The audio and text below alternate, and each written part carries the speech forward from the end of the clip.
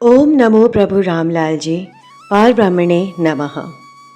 दोस्तों, पितृ देवताओं की विदाई का समय आ गया है। आइए हम जानते हैं कि हम अपने पितरों की विदाई कैसे और किन मंत्रोच्चारण के साथ करें। आज की वीडियो खास है, इसे ज़रूर पूरी देखिएगा, क्योंकि एक कथा के माध्यम से कैसे विदाई करें वह बताने की कोशिश की गई है।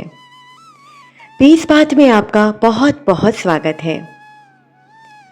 हमें जीवन में कभी कभी बिना कारण परेशानियां घेर लेती हैं। घर में कलह, पैसों की तंगी, अचानक बीमारियां, और हम सोचते रह जाते हैं कि इसका क्या कारण हो सकता है। यही प्रश्न रघु के मन में भी था। रघु एक सामान्य परिवार का व्यक्ति था। सब कुछ ठीक था, लेकिन जैसे ही पितृपक्ष आता या सामान्य दिनों में भी उसके घर में हल्की सी बेचैनी रहती। कभी पत्नी से झगड़ा, कभी कारोबार में नुकसान, कभी बच्चों की तबीयत खराब। वह समझ नहीं पा रहा था कि हर पूजा पाठ करने के बाद भी ऐसा क्यों हो रहा है। एक दिन उसके पड़ोस की बुजुर्ग अम्मा ने कहा, बेटा, कभी कभी ये बेचैनी हमारे पितरों की अधूरी इच्छाओं की आवाज़ होती है। उन्हें केवल याद ही नहीं, सही विदाई भी देनी चाहिए। रघु ने सोचा कि विदाई तो महंगी पूजा पाठ, बड़े पंडित, बड़े यज्ञ से ही होगी।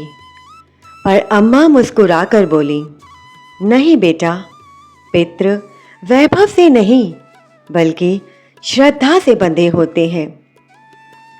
रघु को मानो कुछ समझ आ गया। अगले दिन उसने जो किया वही असल में सच्ची और असली पितृ देवताओं की विदाई थी, जिससे उसने अपने जीवन में भी काफ़ी कुछ बदला हुआ महसूस किया। सवेरे नहा धोकर उसने बस एक दीपक जलाया, तिल का जल अर्पित किया और पास ही के भूखे बच्चों को खाना खिलाया। ऐसा करते वक्त उसके अनोखे और अद्भुत शांति मिल रही थी। यही नहीं, उस पल जो संतोष बच्चों के चेहरे पर था वही असल में उसके पितरों की तृप्ति बन गया था। रात को रघु ने सपने में अपने दादाजी को देखा, जो शांत भाव से उसे आशीर्वाद दे रहे थे। उसका मन हल्का हो गया था, मानो एक बड़ा बोझ उतर गया हो और उसे आगे के लिए भी अपने सारे सवालों का जवाब मिल गया था। यही है असली रहस्य। पितरों को विदाई देने का सबसे आसान और सुलभ मार्ग है दान, पुण्य और करुणा। किसी भूखे को भोजन कराइए, किसी गरीब को कपड़े दान कीजिए, किसी प्यासे को जल पिलाइए। विदाई के समय दीपक जलाकर मन ही मन संकल्प कीजिए, हे पितृ देवताओं, आपकी कृपा से हम यहाँ तक पहुँचे हैं। अब आप अपने लोक को पधारें, हमें आशीर्वाद दें कि हम धर्म, करुणा और सत्य के मार्ग पर चलते रहें। जब यह संकल्प हृदय से निकलता है तो आपके घर का वातावरण धीरे धीरे शांत होता जाता है। एक अदृश्य शांति उतरती है, जैसे रघु के जीवन में आई थी।